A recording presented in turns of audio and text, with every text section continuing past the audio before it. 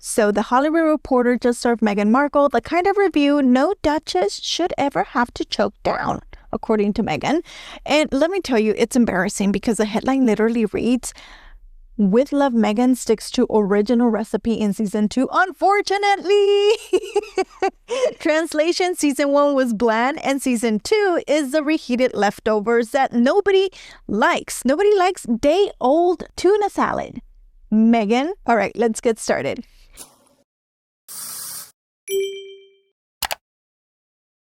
Hello everyone, I'm Searchers, and in this channel, we analyze videos and articles through the lens of PR. Season 1 of the Duchess of Sussex Netflix series should have served as a taste test. Instead, the host and executive producer's lack of substitutions make for an equally bland second season. This right here is savage because the way I translate it is that season 1 bombed. Customers told you that your product isn't good and it flopped.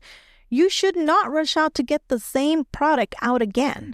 Season 1 was already panned for being hollow, unrelatable, and about as authentic as a stock photo. So what does Meghan do? She obviously doubles down on the exact same formula, no pivots, no adjustments, nothing, which is shocking.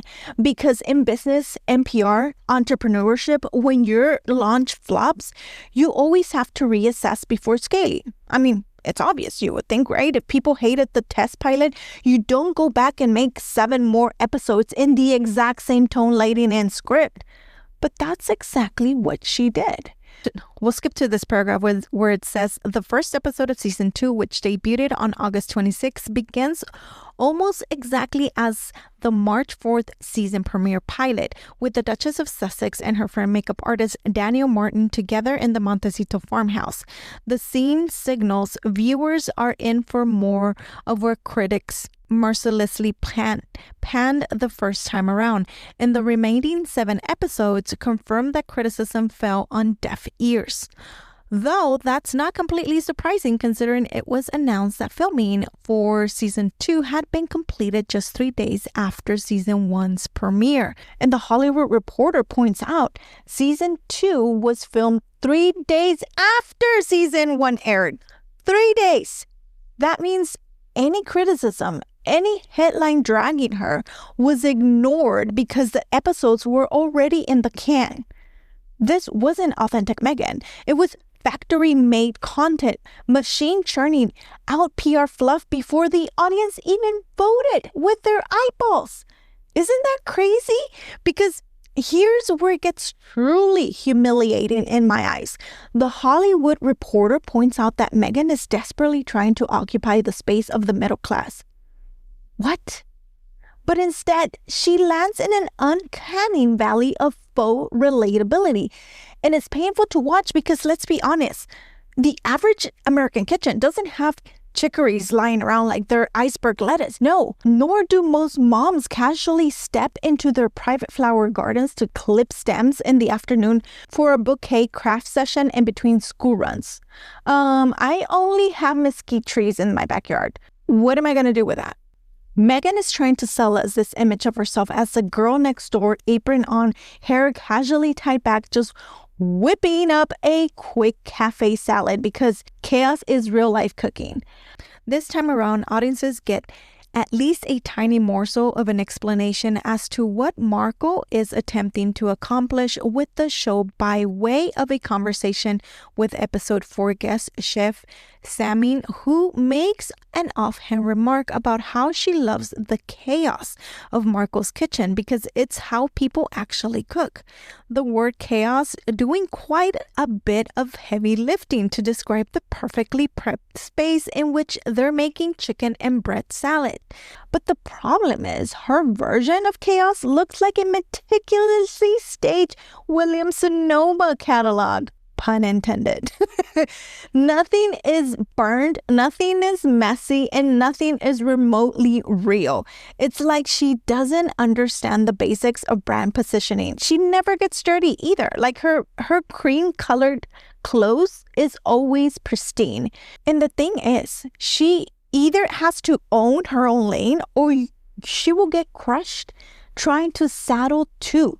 You can be aspirational, leaning into luxury like Martha Stewart or Gwyneth Paltrow, women who don't pretend that they're clipping coupons for H-E-B or Safeway. You can be authentically down to earth like your favorite YouTube mom who's making, tacos while her toddler is screaming in the background. Both work because they're consistent. Meghan, on the other hand, is trying to cosplay both luxury duchess and relatability for homemakers. But the result is about as convincing as a Disney princess. Because the worst part, she doesn't seem to realize how tone deaf it is. She's telling viewers to just work with what you have. Again, I have mesquite trees in my backyard. What am I going to do with that, Meghan? While she's standing in a multi-million-dollar Montecito estate stocked with produce from her private garden, sipping on green juice made by a Michelin-starred chef who designed her wedding menu. That is not relatability.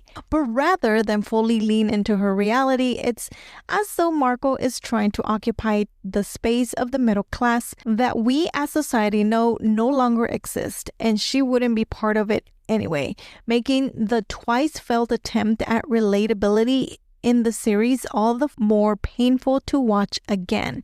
She's delusional.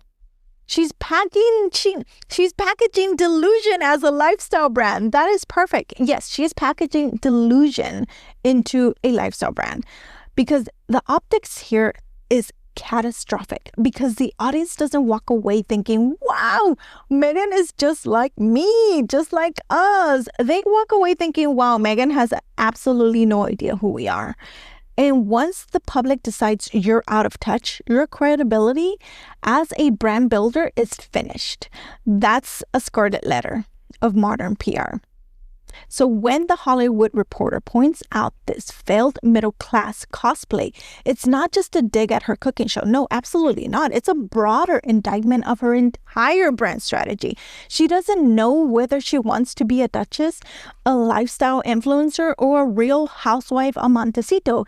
And until she figures that out or listens, all we're going to get is more of this embarrassing staged version of authenticity that nobody is buying. The article ends, it's perfectly fine for Markle to be unrelatable, though I'm not sure she knows that. However, that's hilarious.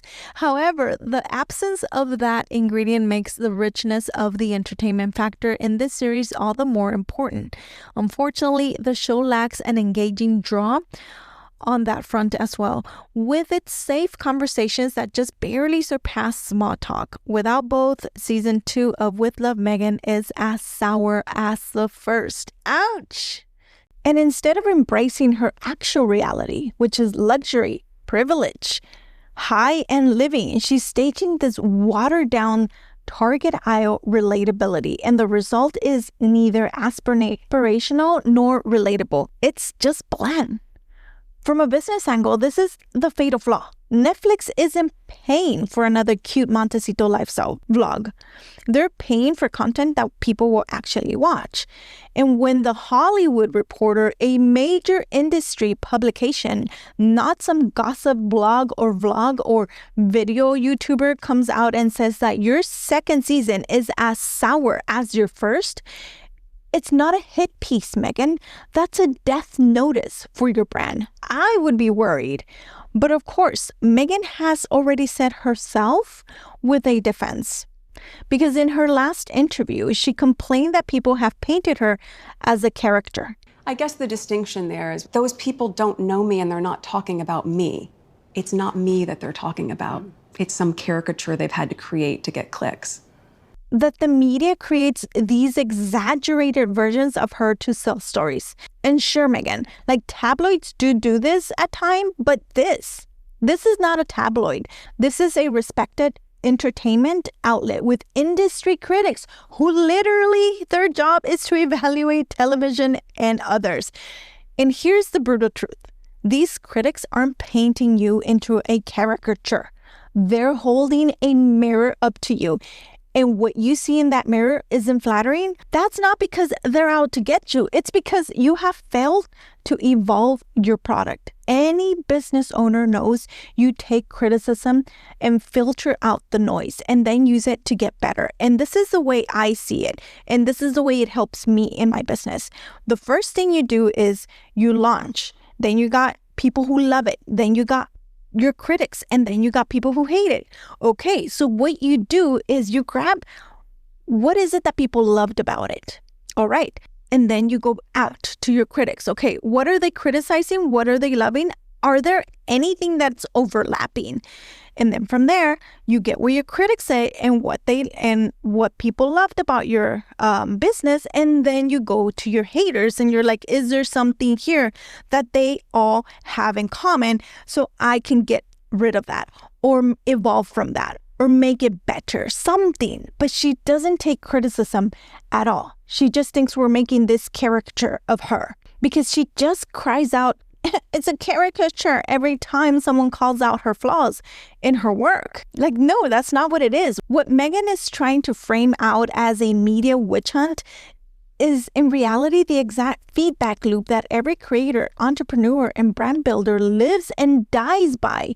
Netflix is not out here cutting checks for pity points. They want numbers, engagement, and culture relevance. That is why her contract is no longer a 100 million contract. Critics are not trying to destroy her.